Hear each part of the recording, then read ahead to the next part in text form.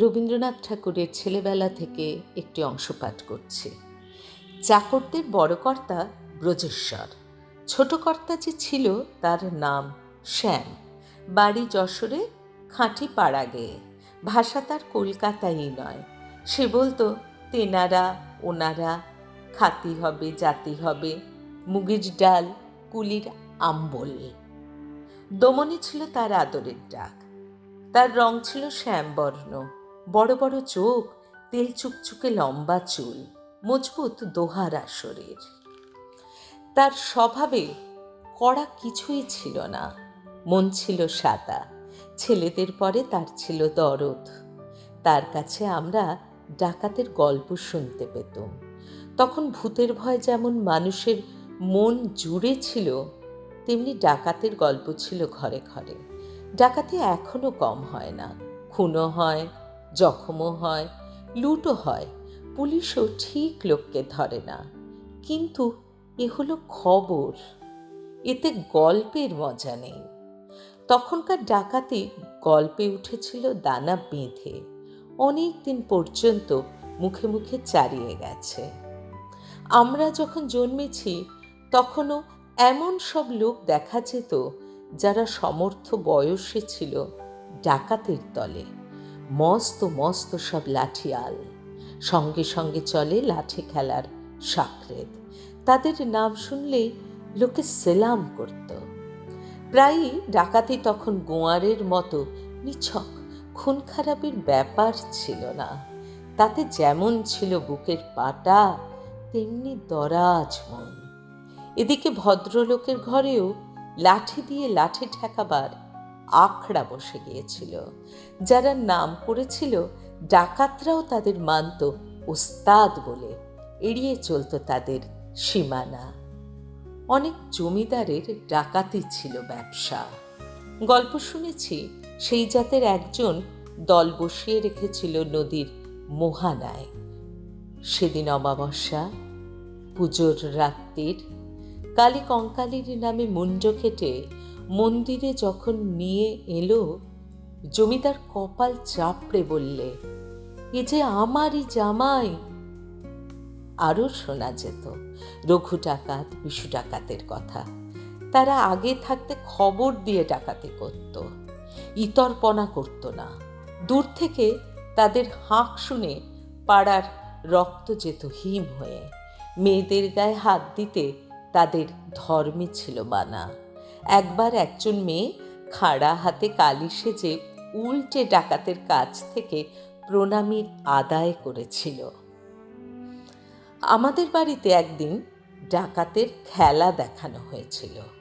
মস্ত মস্ত কালো কালো জোয়ান সব, লম্বা লম্বা চুল, ঢেঁকিতে চাদর বেঁধে সেটা দাঁতে কামড়ে ধরে দিলে ঢেঁকিটা টপকিয়ে পিঠের দিকে। ঝাঁকড়া চুলে মানুষ দুলিয়ে লাগলো ঘোরাতে।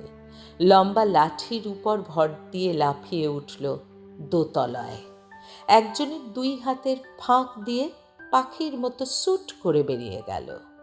10-20 কোষ দূরে ডাকাতি সেরে সেই রাত্রেই ভালো মানুষের মতো ঘরে ফিরে এসে শুয়ে থাকা কেমন করে হতে পারে তাও দেখালে। খুব বড় একজোড়া লাঠির মাঝখানে আড় করা একটা করে পা রাখবার কাঠের টুকরো বাঁধা। এই লাঠিকে বলে রংপা। দুই হাতে দুই লাঠির আগা ধরে সেই পাদানের উপর পা রেখে চললে 1 পা ফেলা 10 পা ফেলার সামিল হতো। ঘোড়ার চেয়ে দৌড় হতো বেশি। ডাকাতি করবার মতলব যদিও মাথায় ছিল না, তবু এক সময় এই রং পায়ে চলার অভ্যাস তখনকার শান্তিনিকেতনে ছেলেদের মধ্যে চালাবার চেষ্টা করেছিলাম।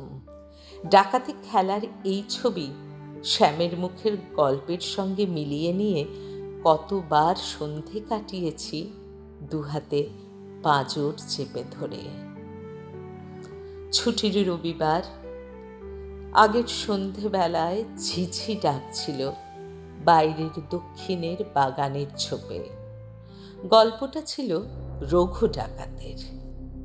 ছায়া কাঁপা ঘরে মিটমিটে আলোতে বুক করছিল থুক থুক। পরদিন ছুটির ফাঁকে পালকিতে চড়ে বসল।